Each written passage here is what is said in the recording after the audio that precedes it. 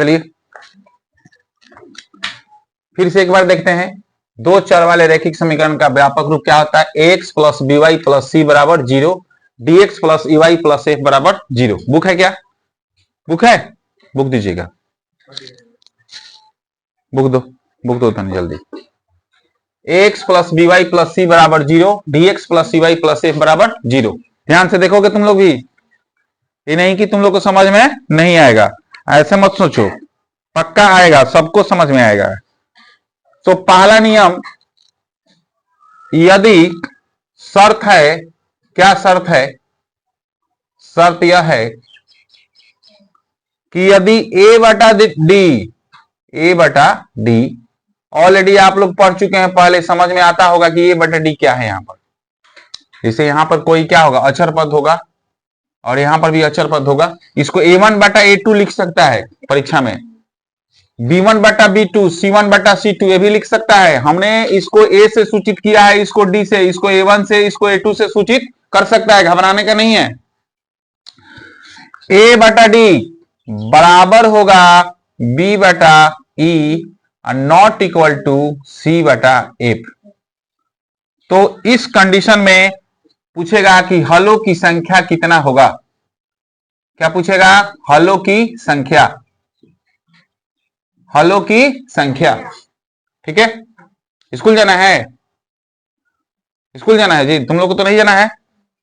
हलों की संख्या, इस स्थिति में हलों की संख्या क्या होगा? कोई हल नहीं होगा। कोई हल होगा? कोई हल नहीं होगा। इसको पक्का याद करवा के ही आज भेजेंगे तुम लोग को। कोई हल नहीं होगा, कोई हल नहीं होगा। ठीक है जी, क्या होगा जी? कोई हल नहीं होगा।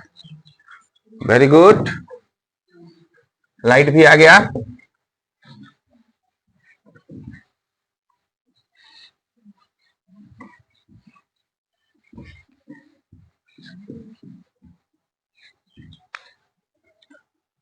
फिर आगे है युग्म का नाम। युग्म का नाम, युग्म क्या होगा? मतलब युग्म का नाम मतलब कि जब कोई हल नहीं होगा तो विरोधी होगा कि अविरोधी होगा? बताओ, विरोधी होगा। क्या होगा जी? विरोधी होगा। क्या होगा? विरोधी।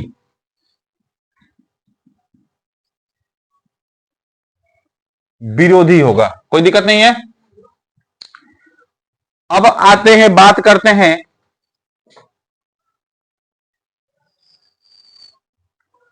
ग्राफ कैसा बनेगा। मान लीजिए कि एक्स अक्ष है और ये कौन सा अक्ष है? वाई अक्ष। पढ़ा चुके हैं हम, ये एक्स अक्ष है और ये कौन सा वो अक्ष है जी? वाई अक्ष।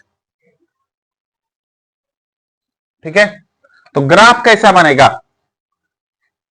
यदि कोई हल नहीं होगा और विरोधी होगा, जब विरोधी होगा तो ग्राफ कैसा बनेगा बताओ? समांतर होगा। क्या होगा जी? समांतर। ग्राफ कैसा बनेगा? समांतर। समांतर।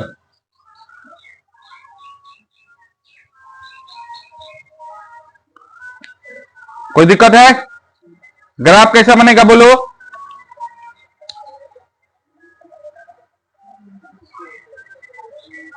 एक दूसरे के समांतर होगा। ग्राफ कैसा होगा? एक दूसरे के समांतर। कोई दिक्कत नहीं है। आगे बात करते हैं, यदि a बटा डी बराबर b बटा ई बराबर c बटा एफ, यदि a बटा डी बराबर b बटा ई बराबर c बटा एफ, तो इस कंडीशन में अनगिनत हल होगा। कितना होगा हल जी? अनगिनत हल होगा। अनगिनत हल होगा। कितना हल होगा बताओ? अनगिनत हल होगा। हलों की संख्या बताओ। यदि a बटा डी बराबर b बटा ई बराबर c बटा एफ, तो अनगिनत हल होगा। कितना हल होगा? अनगिनत। जब अनगिनत हल होगा, जब अनगिनत हल होगा तो युग्म का क्या नाम है? आश्रित होगा। क्या होगा जी? आश्रित। आश्रित, आश्रित समझ रहे हो? शब्द से समझ में एक दूसरे के ऊपर सब लोग क्या रहेगा? आश्रित होगा। अब आगे बात करते हैं, ग्राफ कैसा होगा? जैसे ये एक्स अक्ष है और ये वाई अक्ष है, तो जब आश्रित हल होगा, आश्रित होगा, युग्म का नाम सॉरी आश्रित होगा, अनगिनत हल होगा, तो ग्राफ कैसा बनेगा? समपाती होगा। समपाती का मतलब एक के ऊपर एक, एक के मतलब ई समीकरण 1 का ऐसे ग्राफ बनेगा तो समीकरण 2 का इसी पर ही बनेगा, कोई दिक्कत नहीं है। क्या होगा जी? समपाती। समपाती। फिर आगे बात करते हैं, यदि ए बटा d not equal to b बटा ई, ए बटा d not equal to b बटा ई, तो इस कंडीशन में केवल एक हल होगा, केवल एक हल होगा। केवल क्या होगा जी? केवल एक हल होगा। होगा ना? पढ़ाए हैं पहले भी, तुम लोग को याद होगा, केवल एक हल होगा। जब केवल एक हल होगा तो अविरोधी होगा। क्या होगा जी? अविरोधी। अविरोधी जब होगा तो ग्राफ कैसा बनेगा? समांतर। समांतर नहीं, एक दूसरे को क्या करेगा? प्रतिच्छेद करेगा। जैसे ये एक्स अक्ष है और ये वाई अक्ष है, ये एक्स अक्ष है और ये कौन सा अक्ष है? वाई अक्ष, तो एक दूसरे को प्रतिच्छेद करेगा। प्रतिच्छेद करने का मतलब क्या होता है बताइए? एक दूसरे को क्या करेगा? काटेगा। काटेगा मतलब जैसे ही बन गया तो दूसरा का जब बनेगा तो क्या करेगा? ऐसे बनेगा। मतलब कहां पर काट रहे हैं? यहां पर काट रहे हैं ना, तो जहां पे काटेगा वही एक्स अक्ष का और वाई अक्ष का क्या हो जाएगा? मान होगा, यानी कि प्रतिच्छेदी होगा। क्या होगा जी? प्रतिच्छेदी होगा। कोई दिक्कत नहीं है, प्रतिच्छेदी होगा। समझ में आ रहा है?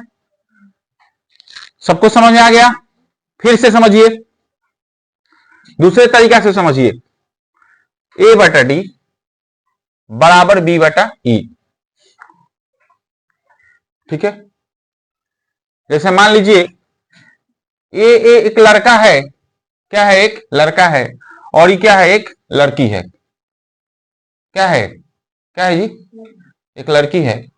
ये लड़का कहता है इस लड़की से, क्या कहता है? क्या कहता है लड़का इस लड़की से? I love you. क्या कहता है? I love you. तो ई लड़कियां कहती है कि do you marry me, do you marry me. नहीं समझ में आ रहा है, हम समझाने की प्रयास कर रहे हैं, आप लोग ध्यान से देखिएगा। मतलब क्या तुम मुझसे शादी करोगे? तो ई कहता है फिर नहीं। क्या कहता है जी? नहीं। समझ में आ रहा है? ई कहता है कि नहीं। तो बताइए, मतलब ई पहले कहता है कि आई लव यू, तो ई कहता है कि क्या तुम मुझसे क्या करोगे? शादी करोगे। तो ई कहता है कि क्या कहता है? फिर क्या कहती है लड़कियां? नहीं। तो नहीं, तो जब नहीं कह दी तो इसका मतलब है कि अब हल क्या होगा? नहीं होगा। हल क्या होगा जी? नहीं होगा। और जब ये कह दी कि नहीं, जब ये क्या कह दी कि नहीं, तो जब ग्राफ बनेगा तो दोनों का रास्ता क्या होगा? अलग अलग। हई रास्ता हेने जाएगा और हई हेने जाएगा, कभी मिलन होगा? जब शादी नहीं होगा तो मिलन होगा? बोलो, जब शादी नहीं होगा तो मिलन नहीं होगा। यानी कि पहला ये एक शख्स का ये समीकरण 1 का ग्राफ ऐसे बनेगा, समीकरण 2 का ग्राफ ऐसे बनेगा, कभी मिलन नहीं होगा। समझ में आ रहा है? फिर दूसरा वाली बात है, दूसरा बात है कि ए बटा डी, ये कहता है इसे वही बतावा फिर कि आई लव यू, तो ये कहती है कि डू यू मैरी मी, तो कहता है कि हाँ डू यू मैरी मी, मतलब मैं करूंगा शादी तुमसे। तो इस कंडीशन में क्या होगा? अनगिनत हल होगा। मतलब यह है कि जब ये शादी इससे करेगा, जब इसे शादी करेगा तो इसके बाल बच्चे होंगे, बाल बच्चे होंगे ना जी, तो अनगिनत होंगे, अनगिनत हल होगा। क्या होगा? अनगिनत हल होगा। और युग में क्या क्या नाम होगा? आश्रित। तो जब बाल बच्चे होंगे तो सब परिवार में एक दूसरे के ऊपर क्या रहेंगे? एक दूसरे के ऊपर क्या रहेंगे? आश्रित होंगे। एक दूसरे के ऊपर क्या रहेंगे? आश्रित होंगे। और जब ग्राफ बनेगा तो संपाती होगा, यानी कि एक के ऊपर एक बनेगा। एक के ऊपर क्या बनेगा जी? एक बनेगा। फिर ये वाला नियम समझिए, ए बटा d not equal to b बटा ई। फिर वही बतवाई कहता है कि आई लव यू, तो ई कहती है कि नहीं, नहीं मतलब मैं ई मतलब कहती है कि डू यू मैरी मी, क्या तुम मुझसे शादी करोगे? तो ये कहता है, फिर कहती है, ये कहता है कि नहीं। क्या कहता है जी? नहीं। तो जब नहीं कह दी तो इसका मतलब कि जब नहीं कह दी तो दोनों का रास्ता क्या होगा? अलग अलग होगा। आई लव यू कहता है, क्या कहता है? पहले देखो, ये कहता है इससे, तो ये पूछ देती है कि क्या शादी करोगे? तो कहता है कि क्या कहता है जी? नहीं। तो जब नहीं कहता है तो दोनों का रास्ता क्या हो गया? अलग अलग। इसमें क्या है कि ए बटा d not equal to b बटा ई। पहला ही इसको क्या कर दिया? ना कर दिया। पहला ही क्या कह दिया? ना। मतलब आई लव यू कहा तो कहीं जे नहीं, आई लव यू मुझे मत कहो, ठीक है। तो ये क्या कह रहा है कंडीशन कि कहने का मतलब है कि केवल एक हल होगा। इस स्थिति में क्या होगा? अविरोधी। कहने का मतलब है कि जब ग्राफ बनेगा तो ए बटा d not equal to b, तो कभी ना कभी एक बार ही मिलन होगा। मिलन क्या होगा? जब ये पहले ही ना कर दिया तो इसमें विरोधी वाली बातें नहीं है, अविरोधी है। समझ में आ रहा है ना? ये तो झगड़ा कर लिया है, झगड़ा कर लिया है तो यहां पर क्या होगा? विरोधी हो गया। क्या हो गया? विरोधी। तो जब विरोधी होगा तो कभी मिलन नहीं होगा। हमारा रास्ता अलग और तुम्हारा रास्ता अलग। यहां पर विरोधी नहीं है, अविरोधी है। अविरोधी का मतलब कि कभी ना कभी मिलन क्या हो जाएगा? हो जाएगा। तो मिलन देखो एक बार हो रहा है ना, एक बार हो रहा है कि नहीं? यहां पर एक बार मिलन होगा। देखो एक बार मिलन होगा तो x का मान एगो निकलेगा और एगो y का मान निकलेगा। देखो तो इसको क्या कहते हैं? प्रतिच्छेदी होगा। हम आशा करते हैं कि आप लोग को समझ में आया होगा। अब सवाल पे चलते हैं। ये सवाल था, सवाल है कि 2x माइनस 3y प्लस 1 और 3x प्लस वाई प्लस 2 बराबर 0 कितने हल है? ये ना पूछ रहा है वो। तो a बटा डी बराबर b बटा ई बराबर, सबको पहले इसे बराबर बराबर करके क्या कर दो? लिख दो। ठीक है जी, लिख दिए। एक मिनट, किधर है मिटाने वाला? किधर है?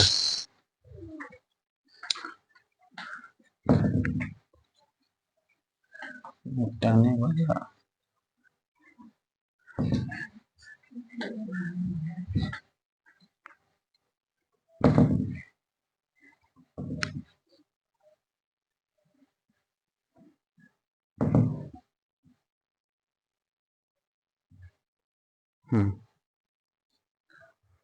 ए बटा डी, यानी कि ए की जगह बताओ क्या है? 2।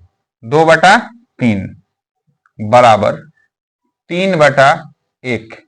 3 बटा 1 बराबर 1 बटा 2। तो देखो तो 2 बटा 3 बराबर है 3 बटा 1 के? बराबर क्या है? नहीं है। ए बटा d not equal to b बटा ई। जब पहले ही ए बटा d not equal to b बटा ई तो केवल एक और एक हल होगा। कुल कितने हल होंगे? केवल एक और एक हल होगा। आंसर क्या होगा? केवल एक और एक हल होगा। तो जब केवल एक और एक हल होगा तो युग्म का नाम क्या होगा? अविरोधी। क्या होगा? अविरोधी। तो अविरोधी को क्या कहते हैं? संगत की असंगत? अविरोधी को क्या कहेंगे? संगत कहेंगे कि असंगत कहेंगे? बताओ। अविरोधी को संगत कहेंगे कि असंगत? क्या सवाल में दिया है? संगत ऑप्शन में दिया है क्या? क्या क्या दिया है? अब ऑप्शन में देखो ना, सवाल कहां था? सवाल कहां दिया है?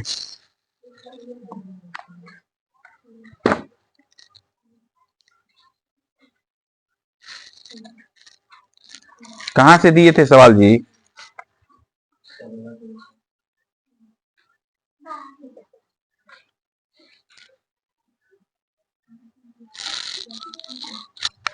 असंगत। क्या है जी? असंगत। क्या है? असंगत। ये असंगत कहते हैं। क्या कहते हैं? असंगत। असंगत होगा। क्या होगा? असंगत होगा। असंगत का मतलब, असंगत का मतलब अविरोधी। असंगत का मतलब अविरोधी।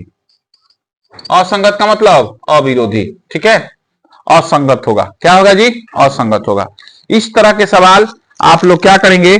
बनाएंगे। और अगला सवाल पे चलते हैं हम लोग। अब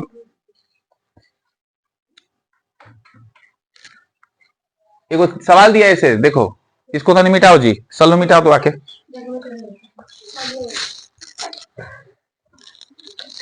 मिटाओ, मिटाओ।